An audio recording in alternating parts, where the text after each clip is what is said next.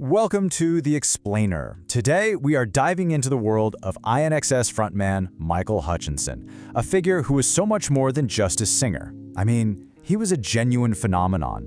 Just try to imagine someone who could somehow walk down this invisible hallway, connecting directly to the desires of thousands and thousands of people, all at the exact same time. Well, that was Michael Hutchence.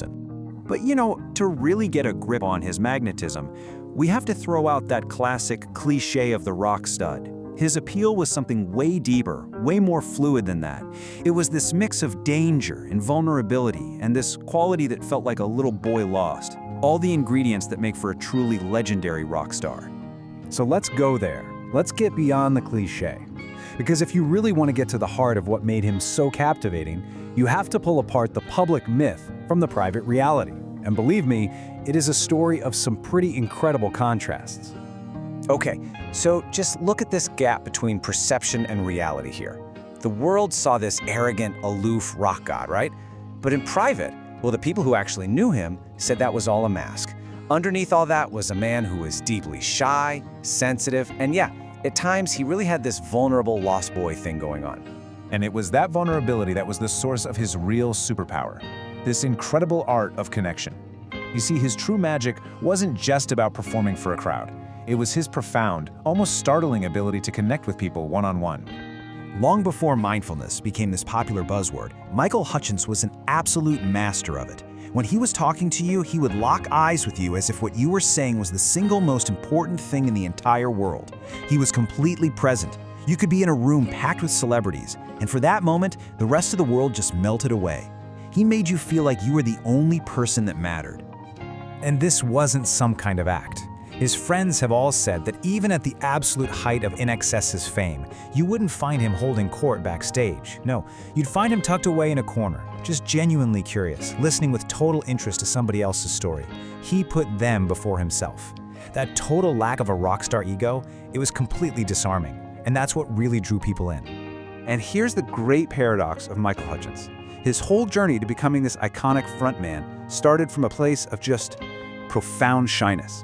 His own sister said she was scared when he told her he was going to sing in a band, because as a kid, he was the boy who didn't even want to walk in front of people. So how on earth did that boy become one of the greatest performers in history?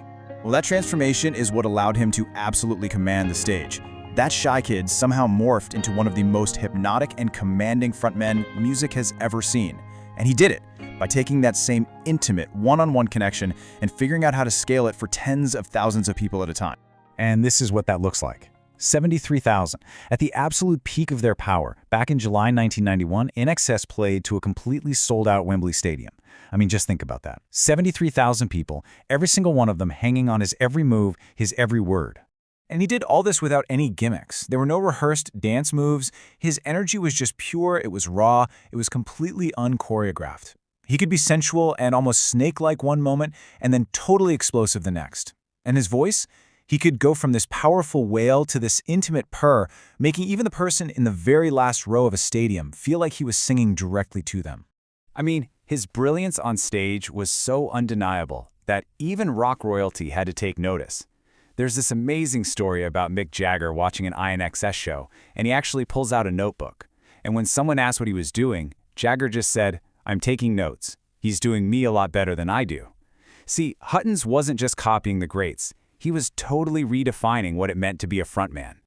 All of this incredible stage presence was really rooted in this compelling duality he had. He was both the predator and the poet, this constant tension between two opposite forces that really defined his entire appeal.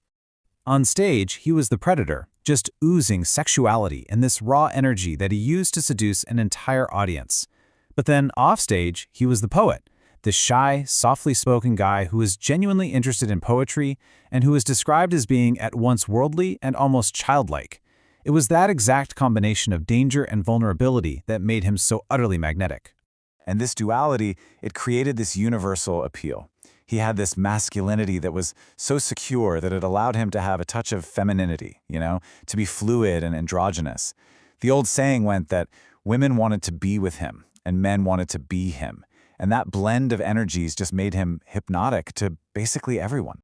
But then, in 1992, a single violent incident in Copenhagen triggered a really dark turn. It was a moment that started to unravel the man behind the myth in the most tragic way you can imagine. This chain of events basically set him on this devastating new course. The assault left him with a severe brain injury. Then that was compounded by this ruthless years-long campaign against him and his partner Paula Yates by the press. And it all culminated in his tragic death in 1997. The physical injury had these just devastating psychological effects. Now, for a man who was described as a modern sensualist, someone who lived through his senses, the permanent loss of his sense of smell and taste was a profound blow. Friends reported this dramatic shift. The gentle, curious man he was became prone to aggression, to depressive episodes, to violent outbursts. His whole personality just became confused and erratic. It's like he was trapped inside a new version of himself he didn't recognize. So, after this brilliant rise and this incredibly tragic fall, what is the legacy of this complex, once-in-a-generation figure? What is the legacy of the last rock star? He's often called the last rock star, and this definition, it really nails why. He existed in that time just before the internet and social media kind of sanitized all of our icons. He was all raw talent, mystery, and natural charisma. There was absolutely nothing curated about him. And that really is his ultimate legacy. He just got it. He understood that rock and roll at its very core was about freedom and it was about sex. And he invited every single one of us to that party with open arms, embodying the sense of danger and pure, unadulterated charisma that, honestly, remains completely unmatched. Which kind of leaves us with a final thought, doesn't it? In our modern world, with its carefully managed images and this pressure for online perfection, what is the value of a figure like Michael Hutchence? What can we take away from the authenticity, the messiness, and the raw humanity of the last true rock star?